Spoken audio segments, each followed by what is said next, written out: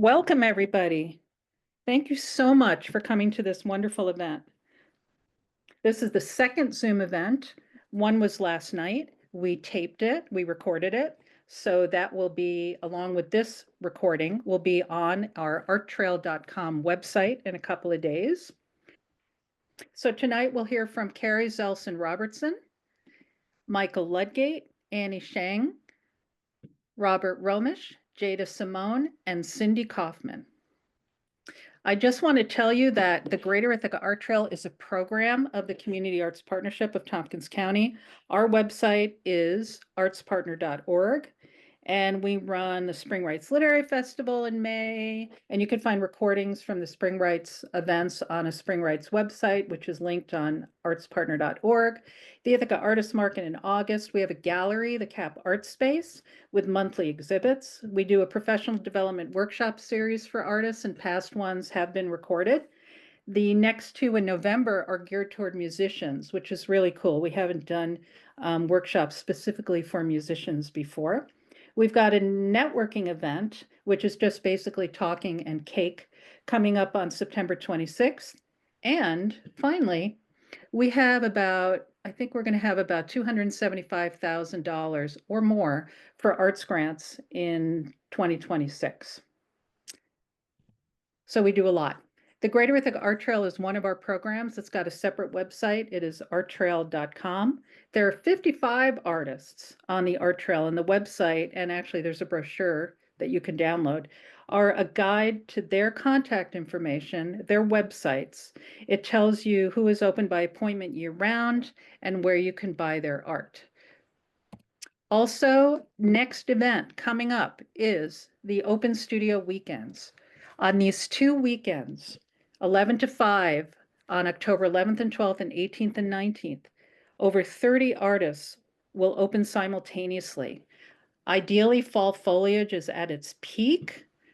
So you can travel through the, really beautiful landscapes of Tompkins County with artist studios as your destinations. In most cases, you're going to see where the artists make their work. You'll have great conversations. It's such a nice event. And I encourage you to please come and spread the word and bring friends and family. So in this picture here, here's Jen Myers. Here's Jen's studio. And here's Carlton, whoops, come back. Here's Carlton Manzano. Here's Graham Otteson with a gourd over here on the right. And underneath it is Annie Sheng, who's actually on this call tonight. To find out who is open on the Open Studio Weekends, you do need a PDF. The PDF has a map, and I was hoping to have it on arttrail.com by tonight, but I will have it up by tomorrow, and it's on the event page. There's an amazing raffle associated with registering for the Open Studio Weekends. 21 artists have donated artwork with values up to $150. Registration isn't required, but we like it, so we're offering this raffle both as an incentive for you to register and also as an incentive for artists to get visitors. There's another raffle of Downtown Ithaca gift cards you can enter by visiting more than 5 studios or buying art and taking a pic. That info is also on the event page of arttrail.com. I just wanted to show you that on arttrail.com, the page on the left under artists has a kind of a thumbnail for each artist, which brings you to a page for each artist, which has their their contact information, their links, a bio, and a bunch of images. So it's a really cool website. I just want to thank our media sponsors. Because of each of our events sponsors, all of CAP's events, the workshops, the art trail, the spring rights, the artist market, they're all free to the general public because of our sponsors. So absolutely yay for all of our sponsors. So we're going to start. And the first artist is Kari Zelson Robertson. Hey, everybody. Thank you so much for being here tonight. And special shout out to Robin and everybody over at CAP because the work that you guys do is so much appreciated. I am always amazed at the way that you're able to make all of these pieces come together. And it's great to get to meet other people and see what everybody's up to. Tonight, I'm going to talk about a particular body of my work, my ceramic artwork, and it is a grouping of pieces that I call the ARC series. And the reason for that is that it's pretty much design oriented. So everything about it is like the curve, the form of the piece. And I'm just going to show you a few different pieces that I've done within that particular grouping. And I call that grouping also light and shadow, form and function. So if you want to go ahead and put that first one up there. Yeah, so light and shadow, I'm intrigued by the sculptural nature of making things out of clay. I like to make pieces that I consider to be kind of a blank. So it might be, a bowl or a rounded thing, or maybe a funnel type shape, or, a cylinder. So I take that blank and then by altering the form, maybe carving, maybe cutting things apart, putting things back together a different way, then I end up with a different sort of sculpture. Go ahead. All right, so here's an example of a piece that I've been making for a few years. I call them tripod cups, and they are simply a cylinder thrown on the potter's wheel. And then I spend a fair amount of time defining the curves, the way that the light hits the surface of these pots. And you'll notice that all of these that I'm showing you tonight are all white. So I have drawn kind of a parameter for myself on this grouping. Everything is white. It's a mix of hand building and wheel throwing, and it's all about the form. And then white, white, white, white. So I just drew some lines, some creative, what do you call it? Like gutters on either side, like a bowling alley to work within. You can go ahead and go on to the next one if you would, Robin. Oops, sorry, I walked away for a minute. Yeah, I caught you. All right. Again, this is a piece that was thrown on the potter's wheel. And then those kind of arc shapes were cut out. And then when they're at the right stage of moisture, I can push those facets out and create those kind of, you see kind of that moon shape. So that's another piece of clay that gets added onto that, and then do the carving with it. So I'm kind of setting myself up with each piece with kind of a creative problem to solve. And I call this one the pop out vase. Anyhow, can you move on to the next, please? This one is a Venn diagram design. So there are 3 bowls. They are of different heights.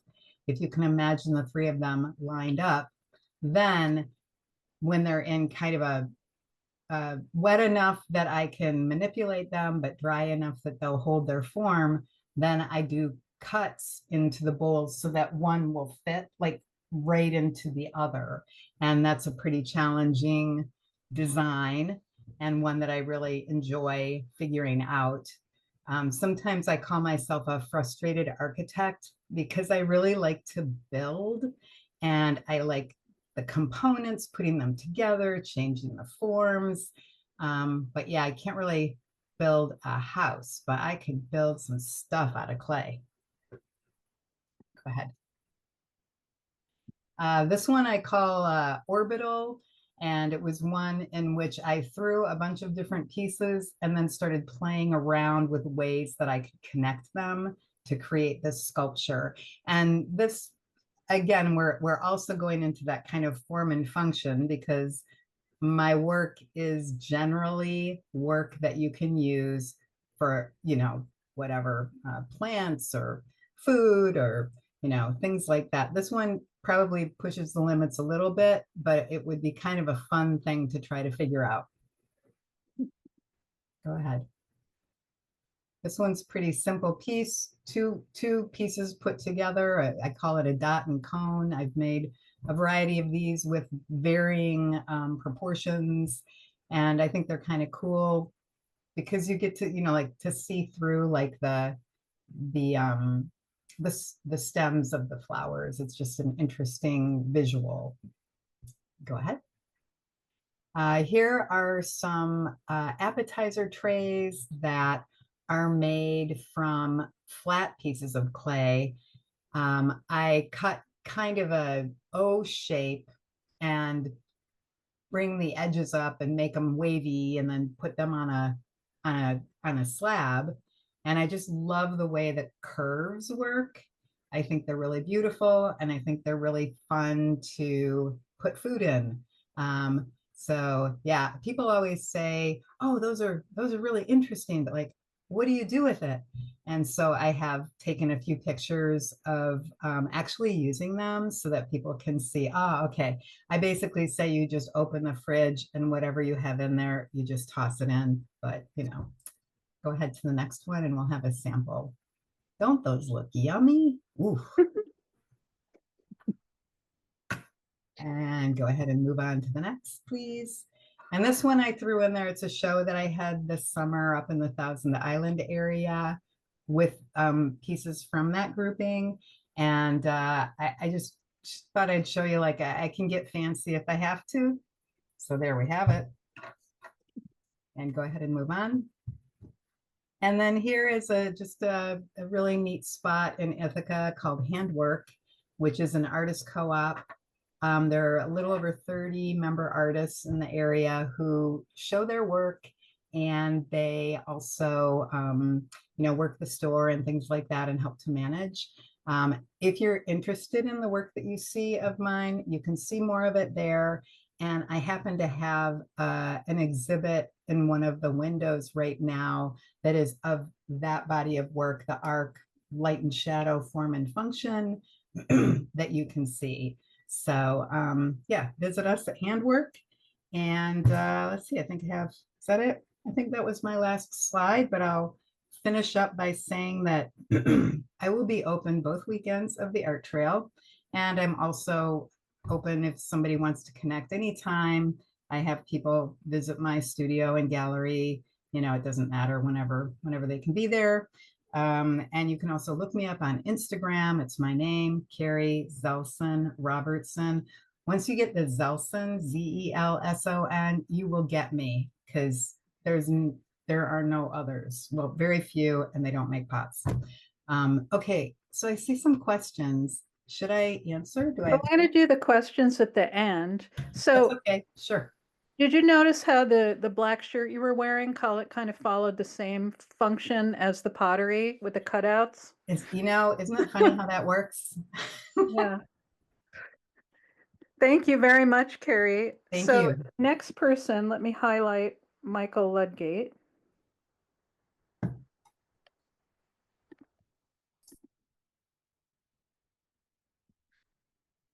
There you go. Here's Michael. Thank you very much. Take yourself off mute. Okie doke. I'm unmuted, aren't I? Yes.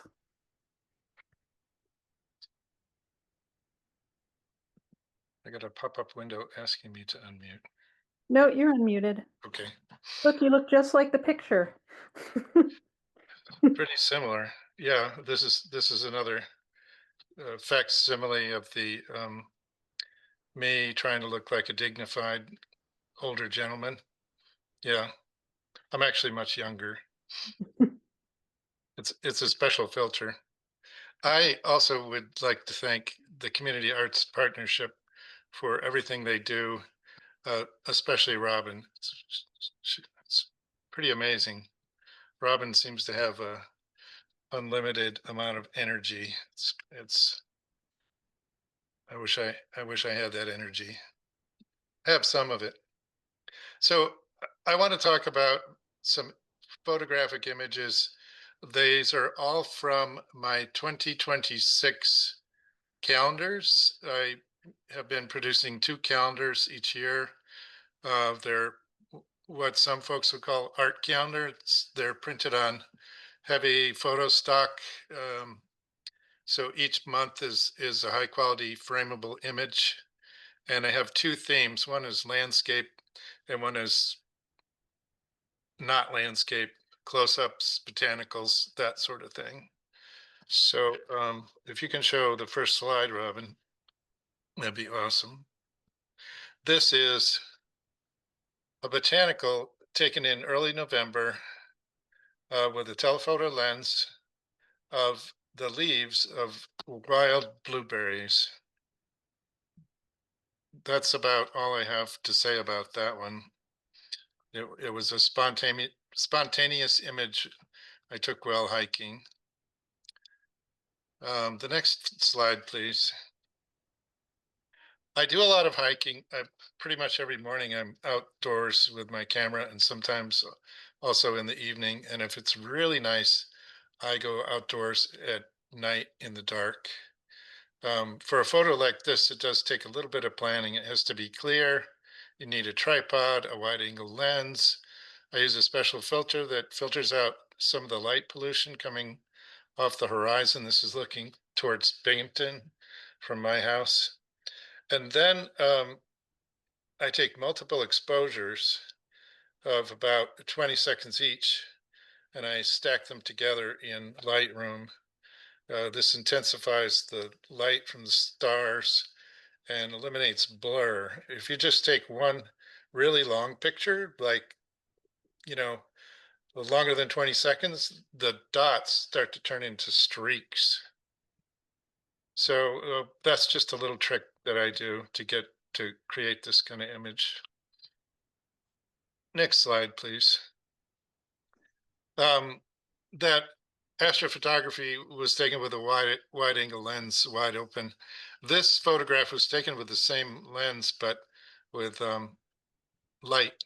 It was a sunset at a cornfield in the early summer.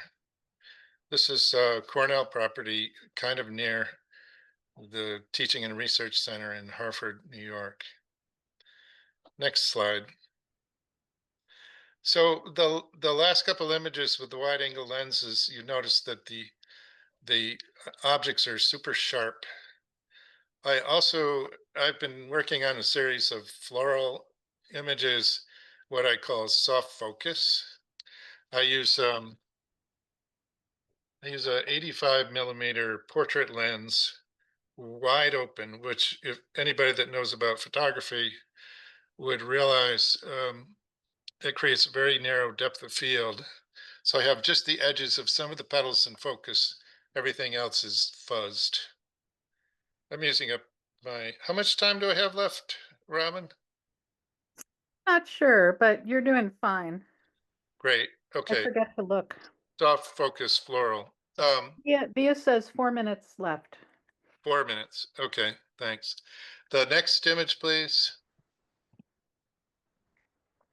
This is a spontaneous autumn photo with one of my favorite lenses. It's a 70 to 300 millimeter telephoto zoom lens. I love taking landscape photos with this lens because I can see something. I can see light somewhere, and but it's not next to me. It's like way over there. So then I can zoom in on it and grab it, and this is that kind of result. The telephoto landscape image. Next photo. And with the same lens, at about the same time of year, this was taken in the autumn, there were ripples on the pond reflecting the autumn color on the maple trees nearby. So it was a telephoto lens pointed at the water, and I actually take dozens of these kind of photos every year and usually only save one or two of them because mostly they're junk. This one came out okay. The next photo, please. This is early in the morning in January. It was single digit temperatures that had been super cold the night before. It was still early winter, so we had fresh snow, and the ground underneath the snow was not frozen yet. So you see all the little ice crystals on the edges of the plants that are hanging from that clump of snow smushed grass. That's frost that was created from moisture coming up from the ground during the night and then freezing when it hit the air and objects. And then the sun in the background, to create that star image, I shut the f-stop down all the way to like f22, and it creates a little starburst. I'm saying things like that out loud for the photographers in the audience. Next photo, please. This is a sunset in the winter. Those are large trees, tamaracks, one of our native conifers that lose their needles in the winter. That was taken with a telephoto lens. Next photo, please. This was taken with a 200 millimeter macro lens and a tripod. And similar to the idea of the star photo, I took multiple images and then stacked them together using Photoshop to sharpen the focus. Macro lenses have up close have very, very, very narrow depth of field. So if you just take one shot of this kind of image, uh, it'll be fuzzy. If you take multiple shots at different focal depths and then stack them together, then you can get this super sharp alien looking creature that you see in front of you, which is a dandelion. Next photo, please. This is a hayfield near me. Probably, I would not recommend buying hay from this fellow. Um, but buttercups are toxic to horses and cows. That's the yellow one. And the ragged robin, I don't know if they're toxic, but I don't think they have much protein in them. But they sure are pretty at the right time of year. That was a wide angle lens and a tripod, stacked images to increase the dynamic range. So I can get the blues in the sky and the darkness in the clouds and the detail in the foreground and some of the detail in the hedgerow far, far away. That's all I've got. Thank you, Michael. That was great. So next up is Annie. Let me highlight you. Hi. Hold on one sec while I find you so that I could highlight you. Okay. Annie. There you are. I'm here. Yep. Hi, thank you again. Thanks everyone and the team there for having us here. I enjoyed yesterday and I enjoying today too. So I'm Annie Sheng. I am an artist, a martial artist, and also a speculative fiction writer under a pen name. And I'm open the second weekend, October 18 and 19. And you can stay on this slide, although half of it is cut off. But that's okay. You could stay on this slide because I just wanted to say that I did my PhD in anthropology at Cornell. And I actually did research on bread consumption, production, and how it affects people's identity and culture in Japan and Taiwan and parts all around Asia. So I was thinking a lot about bread, and then it came out in art, in my visual arts form. And I really love myself a good blueberry bagel, which it's so hard to find sometimes. So that's the one in the middle basket of bagels. And also a baguette that is so sharp that it could like spear you. That's like my kind of baguette right there. So I do a lot of work in painting and acrylic, sumi ink, gouache, and all sorts of stuff, actually, including fabric, mixed media, all sorts of collages, all kinds of things. Okay, next. Um, this is two dragons. I call it meets West, knowing that these are kind of contested concepts, especially within, fields like anthropology. But I did like the play because this is if you know anything about the Chinese dragon, it's more known as a water dragon. And so he's making tea. And then the Western dragon, which is on the right side, is more of a fire-breathing dragon. So he's making toast, and you can see the mooncakes in the corners. So I like to imbue my artwork with some of my own heritage, and as well as a commentary on the kinds of community that exists, sometimes invisibly, in within Ithaca and Tompkins County. So this is just one way in which I think about my own experience of my parents immigrating to the US. Next. Okay, so this one is a Bakunawa, which is a Filipino folklore um, sea serpent. He actually eats the moon. I call this, I don't remember what I call this exactly, but I think it's something about playing baseball with the moon.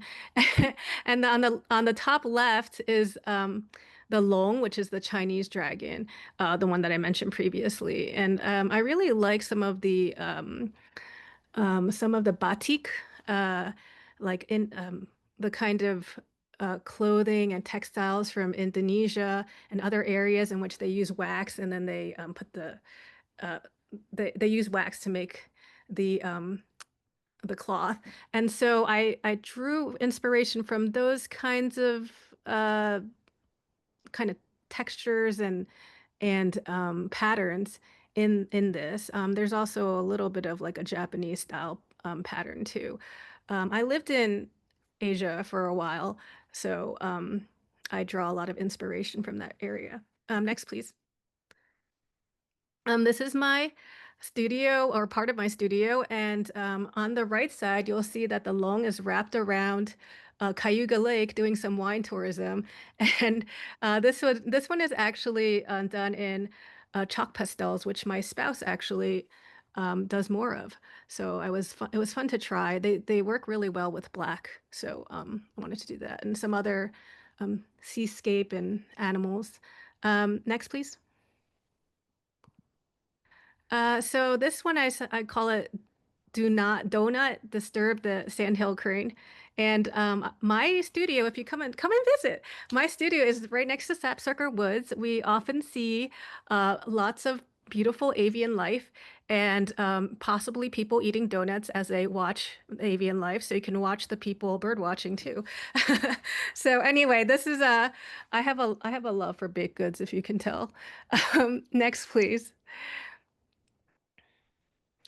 So like I said, I also write speculative fiction. So this is an image from when I was doing an artist talk at Lansing Library, and you can see I have my book down there in the corner, new book coming out, and then I also draw like speculative fiction includes like science fiction, fantasy, all different kinds of punks like cyberpunk, solar punk, all magic realism, all around strange and weird. So that's what I like to write, and that's what I like to paint too, and do art on. I also want to say that I do a little bit of ceramics. You could see it next to my purse, which is lovely in the back, which I did not make, by the way. Just happens to have sat there. In front of that is there are some ceramics that I've done, and um, those I did in mostly in Auburn. I do a little bit here, but I spent a lot of time in Auburn doing that. I lived in Auburn for a little bit too. Um, and I also really like bubble tea. So if you look on the top right, there's a alien creature, like a giant ant, drinking bubble tea. That if you look closely, those are actually planets. So I mean, you could read anything you want out of them, but that's what I was trying to convey. And I have a very fondness for chewy planets. Next slide, please. Okay, so this is also, people have asked me, is that a hamburger that the the lesser panda, I should not call it lesser panda, the red panda is holding in its tail, and this is actually my depiction of Jupiter. But hey, if you read a hamburger out of it, I love that. That's great because It's whatever you see.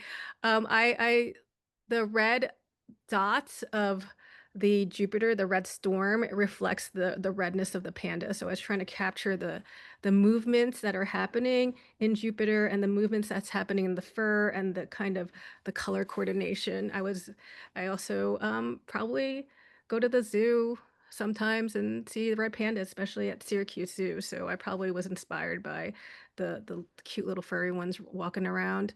Um, I like speculative fiction because I think it takes us outside of our everyday lives. I mean, from an anthropological standpoint, humans are tool wielding people, and we also have the ability to like envision things outside of ourselves, imaginary worlds. And I think this is very important for cosmology, mythology, for our identity building. So I really like using this kind of imagery to express myself because I feel like it takes us outside of our everyday mundane lives, but also draws from our mundane lives to express something creative and interesting.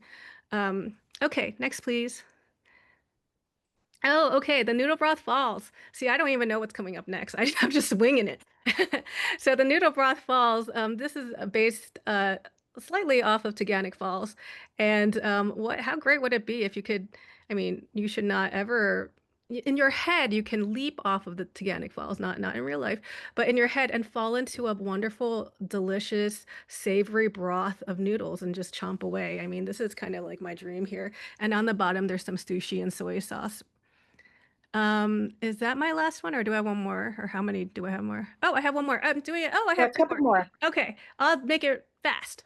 I have a series that's going to be in November at Lansing Library. You'll see it in an exhibit. This was actually funded by Community Arts Partnership. And this series is based off of marginalized people, marginalized identities living in Tompkins County, and they're in the form of kokeshi, which is a Japanese art that goes back to the Edo period that takes wood and turns it into dolls. And so these wooden dolls were very popular in the areas of onsen, which is kind of more north in Japan, which is anyway, they're going to be shown, and I have a series of these. I'm going to do the last one super fast. Next, please. Okay, so I have, if you pass by Ithaca Mall, you'll see my exhibit at Twin Sheep Gallery, and this is based off of my martial arts. I'll be teaching course at the YMCA, 4 sessions in October. So if you're interested in self-defense and martial arts, come swing by the YMCA, and also come talk to me because I'd love to teach you some martial arts. Last one, I also do sumi paintings. That's it. What are these called? Oh, okay. So I call this the Grim Ghoulish Goodies Cafe, Oh, that's and fun. these are my like pun inspired mythology inspired foods that you can order from the Creepy Cafe. As I'm your otherworldly owner, and I will serve you this, but please do not sue me if you should feel violently sick after. Okay, that ended scary. Okay, next I'm going to highlight Bob. Let's find Bob. So Annie, a couple people on this call, sorry, I'm talking and doing something at the same time, not a good thing. A couple people on this call have gotten Community Arts Partnership grants. Annie just mentioned it. So if you're in Tompkins County and you have an art project coming up or need money for a project, you can go to our website and send me an email. And here we have Bob Roemisch. Are you there? Yes, we can hear you. All right. Well, thank you. Thank you, Robin, for everything that you do. Appreciate it. So yeah, my name is Robert Roemisch. I live south of Newfield. And if you look at the map, it looks like we're way out here, but we're not really that far. So I encourage you to come out. I've been doing a lot of new work, some outdoor things, new paintings.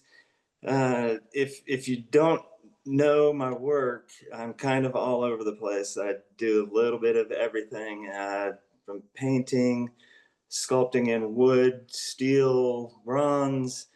I do crafts, buckets and bowls. I make knives and instruments, musical instruments. So if you haven't been out here, I encourage you to come out and spend some time and take a look at what I've made out here.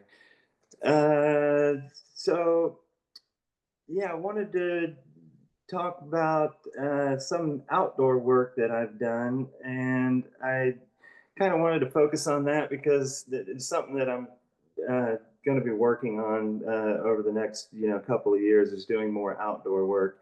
And of course, I'm available for commissions from small to big.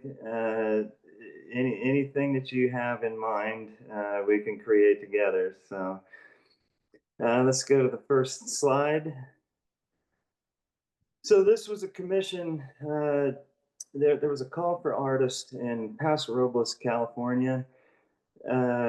This was back in 2013. So it's been a while. And, a story to go along with this. Maybe some of you artists can relate to this. But so the call for artists, and they had it was a river theme. That was basically all that they told us to go by. They were revitalizing a river trail in the city there, and so they wanted it river themed, and they had a $2,000 budget. And so, of course, I had to design a $20,000 piece of art. And of course, I got accepted. And the thought of it is that, well, I'll get a piece out there and I'll become famous. And it is nice to have that piece of art up there. So it features it's a bench that you can sit on, and the bench, which you'll see in the other photos, it winds through the circle, and it's made out of steel. With the inlays of the indigenous animals of the area. This was the first draft, and it has changed slightly. There's the California bear at the top, and one other change, but this design came to me like in 2 seconds. As soon as I saw the call for artists and what they wanted, it just popped right into my head. I had this drawing done in like an hour, and it was just something that I knew that it was perfect for the spot. And of course, it took a lot more than $2,000 to make, but it was worth it. I enjoy seeing there's been a lot of field trips with kids, and just to see people, playing on it and enjoying it has brought me a lot of pleasure. Go to the next one. So there's an actual picture of it. You can see the bench winds through, and the different animals. The blue heron, it's hard to see the blue heron, but he's partially in the water. And then there's a salmon on the other side that's coming out of the water there. And let's go to the next one. There's me with the sculpture. We had a nice ribbon cutting with champagne, and the mayor and the bunch of people from the city came out, and it was really a pleasure to work with everybody from the city there. It was a real joy to do. And I want to shout out to my kids. They helped me quite a bit. My son with the river, bending the river there, that was quite the undertaking. And then my daughter helped me with a lot of the steel work. The next one, is that the next one? Yeah, there's a couple different views of the sculpture. Yeah, that one's the same. So we can go on to the next one. Oh, wait, sorry, I went the wrong way. Oh yeah, I was going the wrong way. Sorry. There's another one. Oh, I didn't get a close up of that, but it's got Circle of Life and my name there, and a plaque. That's nice. Didn't need to happen, but they did it. So, all right, there's a little bit closer. Why don't you go back a couple? Yeah, right there. That's good. So some of these animals are extinct. Others are endangered.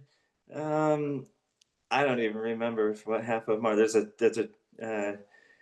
uh, let's see, the tree frog, Smith's blue butterfly. There's a hawk.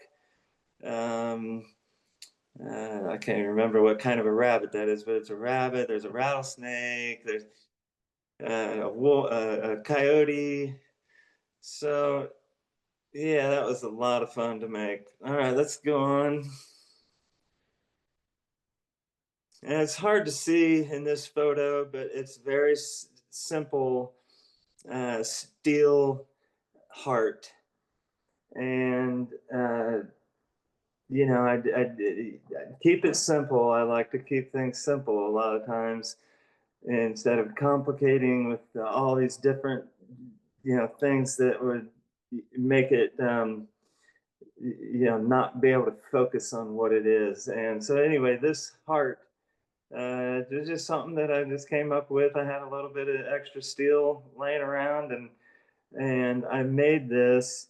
And then I don't know if some of you may know or may not. We have Airbnbs here. I built 2 cabins on the property and a camp that I built a yurt at.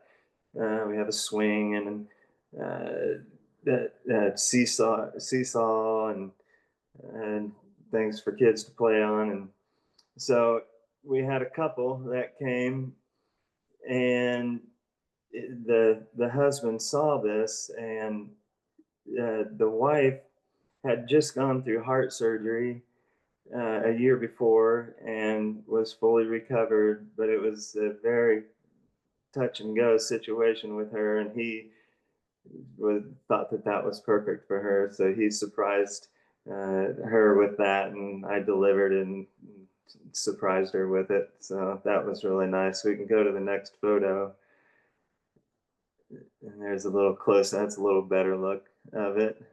Moves in the breeze, and that's nice. It's so sort of kinetic. And then the next one, there it is at her property, at their property, and put it in their yard for them to enjoy.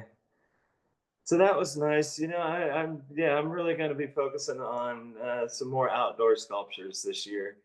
I have currently about 7 or 8 outside right now that you can take a look at if you come by. And then the last one, I think.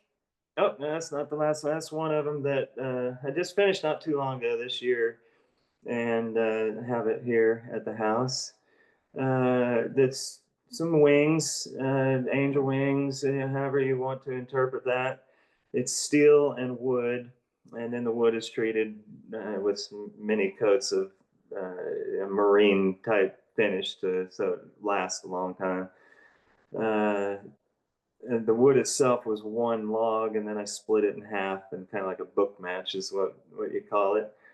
That was fun to make. I like that. And then I think the last one. There we go. Some whimsical Halloween. I'm probably going to be making a few more of these because I go out the door as fast as I can make them. So if I'll try to make some for this coming art trail and get here quick if you want some. Thank you. Thank you, Bob. Next up is Jada, and let me highlight you. There you go. All right. Thank you so much, Robin. Thank you everyone for being here. Um, really excited to be a part of the Ithaca Art Trail. And I can just start with introducing myself. My name is Jada Simone. I am an interdisciplinary artist and a poet. I'm originally from Grand Rapids, Michigan. I've lived in Ithaca for about 3 years now, and much of my art explores sculpture, performance, poetry, and lately community engagement. I'm beginning to see that also as part of my art practice as well. So I guess we can go to the next slide. Yeah, you're going to see a lot of different things. I like to work across different mediums, different materials, but somehow it always comes together. So I can start with art for me is mostly about connection. It's a way for me to understand my experiences, my environments, my memories, my history, and it's also a way for me to heal. I find the practice of making art very therapeutic for myself, and it's something I love sharing with other people. Through material exploration and words, I explore themes of home, the body, movement, and the subconscious dreams. I'm also interested in those as well. I received my Bachelor's of Fine Arts from Cornell University. I graduated in 2019. Then I went back to Michigan for a year. I worked in a jewelry store and wanted to make more, so I went to grad school at Boston University where I studied sculpture and performance art. So what I'm going to show is just different things. Yeah, Cornell alum. What I'm going to show are just different things that I've made, and we'll finish with kind of what I'm doing now. So this first piece right here is called The Birdhouse. A lot of my work explores my relationship with the environment and often nature, thinking of the bird as kind of a metaphor, and the birdhouse is kind of a temporary home for a bird to land. I made this piece when I was studying abroad in Italy, and I originally wanted to make this house. I told my professor I wanted to make a house. I wanted it to be big. I wanted it to be made out of wood. And he was like, okay, you only have a few weeks. So I ended up making a birdhouse. Um, and the birdhouse is kind of a cross between drawing, um, collage happened a little bit inside of it, inside our pictures I took around my hometown in Grand Rapids.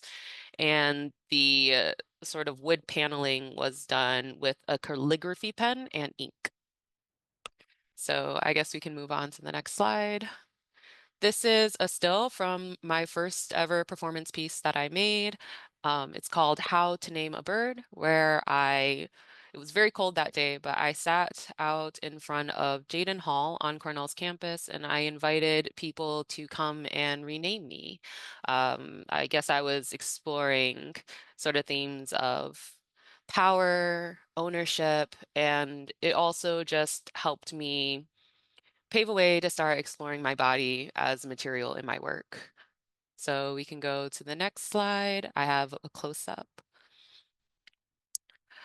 So yes, on the right, that's another still from the performance. I was really surprised that people were writing qualities that they saw, like someone wrote giver on the right shoulder, or someone wrote strong on the other shoulder. Someone wrote the time on a card and put it on my arm or my leg, which I thought was really interesting. And this piece was really inspired by a memory that I had from my childhood where there was kind of this silly kid in class teasing me, and he would call me JD instead of Jada, which was my name.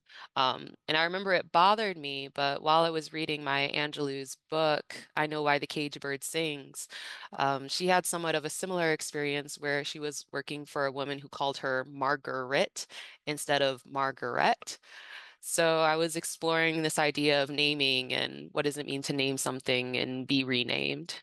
On the left, you can see an inspiration for the piece, which is Yoko Ono's cut piece that she did in 1964, where she invited people to enter a studio where she would sit perfectly still and slowly they would cut away pieces of her clothing. Okay, we can go on to the next slide.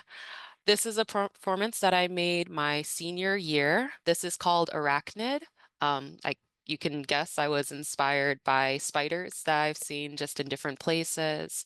When I was younger, I kind of had, I guess, an hallucination, you could say, where I saw a giant spider in my room, and it really shocked me. And I looked away, and when I looked back, the spider was gone. So I've always been kind of curious about spiders a little bit and the idea of building a web. So in this piece, I choreographed sort of a sequence using hand spun cotton that I made with a drop spindle. And in the choreography, I build a web with different movements, and there's falling, and there's jumping, and there's climbing up the wall, and rolling on the floor, and all these things. Each point that you can see attached to the wall and the floor, I use little command strips with hooks. So periodically, I would pause and latch the string somewhere in the installation. Yeah, it was a really fun piece. You can't see from this picture, but it was done during the opening reception. And so there were about 30 or 40 people kind of cramming around this tiny little corner. But it was fun, and it definitely took me outside of my comfort zone. Yeah, the reason I chose cotton for this piece was because I was interested in the quality of cotton as a material. I was interested in how it was so soft, but it could also be so strong, and how it also had that really strong history behind it that I wanted to work with. So that is the Arachnid piece, and there is a recording of it if you want to view my website, which is Jada Haynes Studio. Jada Simone is my performing name. Jada Haynes is my art, is like my real name. But we can go on. So next slide, please. Okay, this is a piece that I made while I was in Boston. It's called Sweater. I made this piece during 2020 when everything was really closed off and really separate. And I made this piece thinking about my nephew, who I wasn't able to see a lot during that time just because of the lockdown restrictions. So you can see I took the cotton that I spun, and I spun more of it, and then I actually crocheted it into a little sweater that I could hang suspended from different points in the show space at my school. So we can go on. This is another piece called The Cocoon, definitely inspired by themes of metamorphosis, also using crochet. I actually made this using the crochet needles from my grandmother, which is really fun. So making this piece really helped me connect with her. We can go on to the next. This is another piece called Just in Case, where I was using sand. I also have a video of this on my website. I'm making different shapes and pouring sand that I took from Carson Beach. We can move on from that. You can ask me questions later at the end. This is called Transference of Thought. I did a lot of welding and metalworking while I was in grad school. This is a piece that I actually performed with, and from that, I swung the broom as part of my critique, and it was as if I was sweeping with the broom. Of course, it didn't work very well, but it did make a very cool sound, which I loved. I also colored the steel just by using a torch and hammering to get the texture in it. So we can move on to the next slide. Okay, so that was all the stuff that I did while I was in school. As soon as I got to Ithaca, I began to explore poetry, and I started to get really involved with the poetry writing community here. Um, Putting on workshops eventually during the summer. I would host workshop series. I have my first chapbook called Unfollowed into the Dark. And I also started doing a lot of ceramics, which you will see on the Ithaca Trail page, where I inscribe my poetry into functional objects such as mugs, bowls, plates, etc. And before I finish here, I'd like to read a poem. And this poem is untitled. It's called Untitled. We love because we knew love. We love because we never knew love. We love because it makes us feel alive. We love because it hurts so deeply. We love because it's what we were made to do. We love because we were made to do anything but. I love you with scuffed shoes and empty pockets, and you love me with forehead sweat and a dirty brow. We love each other in the dark, in the noise and in the silence, in the sweet and the scathing bitterness. We love tender, we love timeless as the earth's orbit around the sun. Okay, and I will end there. Or do I have any more time? I don't know. I didn't forgot to set a timer. Oh, thank you so much, Jada. I forget to keep time. So, That but felt like 9 I think minutes. that felt like 9 minutes. Thank you so much. Thank Okay. you. Next up is Cindy Kaufman. There you are. Nope. There we go. Hi. Wait, I haven't replaced your. Do you have your screen on? I'm trying to replace. There you are. There you are. Good. And now you're on mute.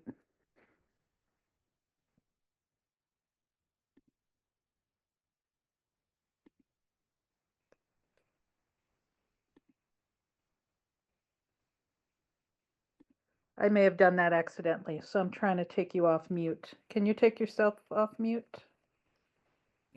Okay. There you are. Yay. Thanks. Okay, great. Something weird was happening. I echo everybody's thought in terms of thanking Robin and Cap, and I'm just really grateful to be here. Let's just go to the next slide. I won't be, I actually should have said I will not be open during the art trail. Something has come up for me. So I am findable on the CAP website, and I have my own website and a studio down in the old Clockworks factory. Um, so where I am now, I started my art journey about 3 years ago, and I am a licensed architect. I work at a local architecture firm downtown. And I felt like I needed to just express my creativity in a different way. So I started to paint.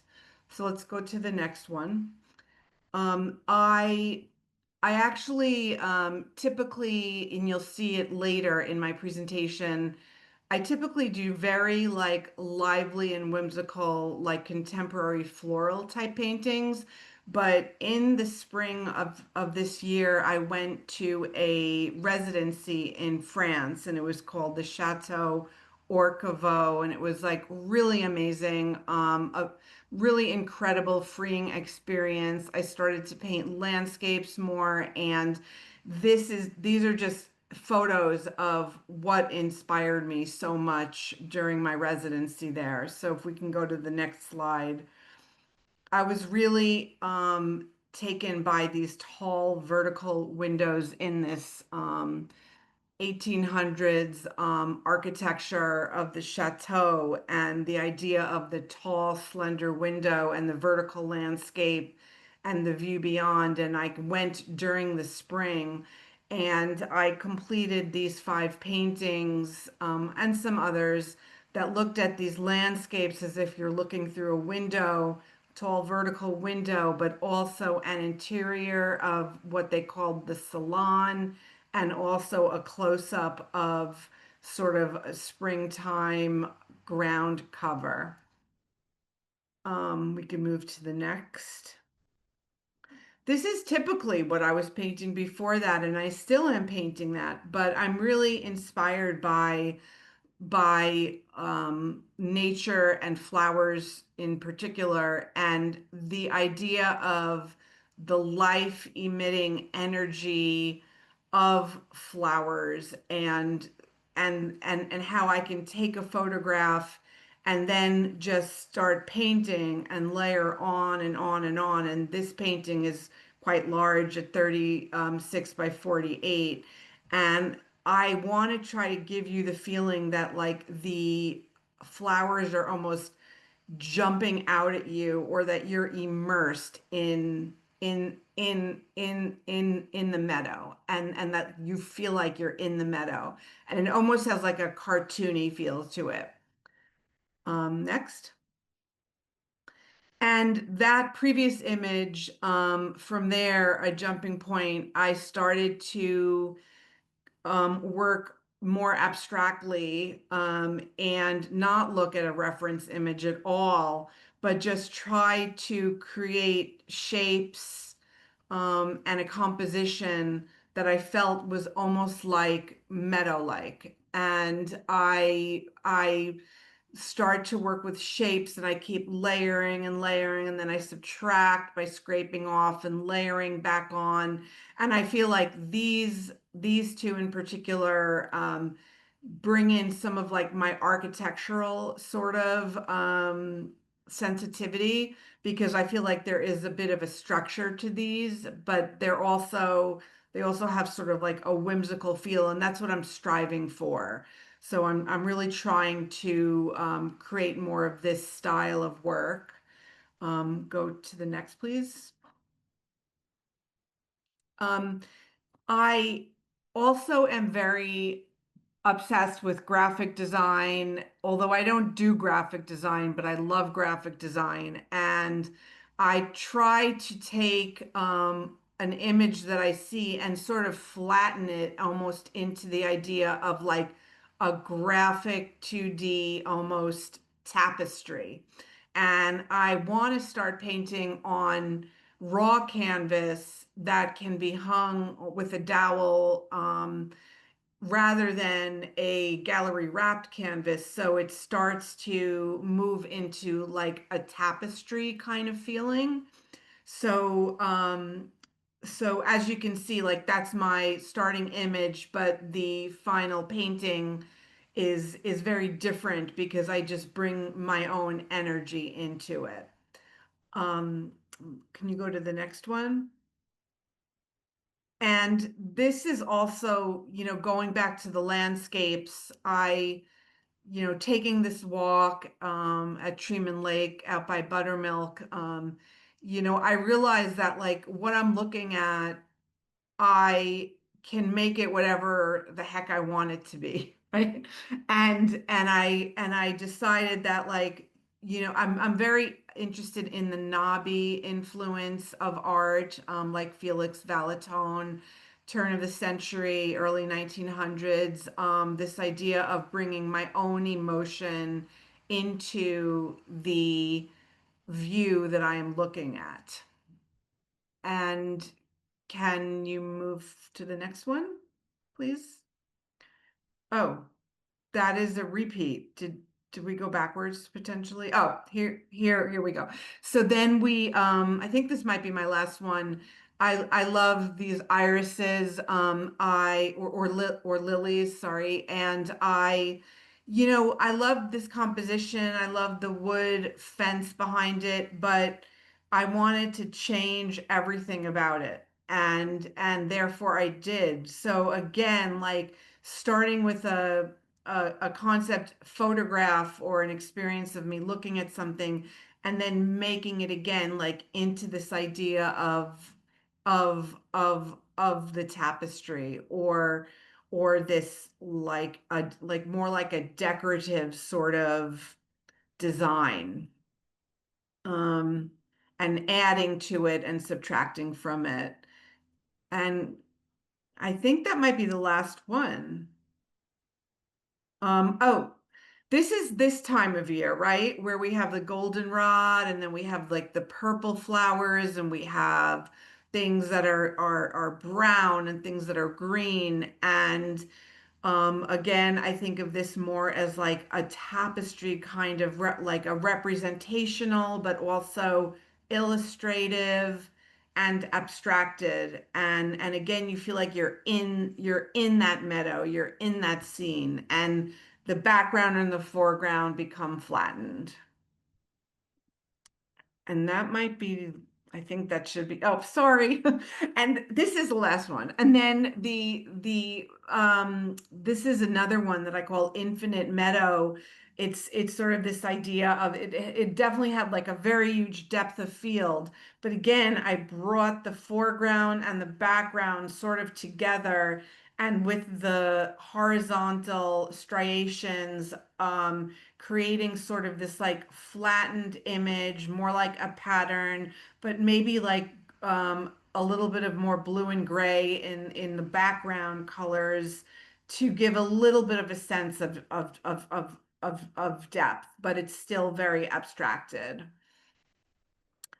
And that's it, I hope. Thank you, Cindy.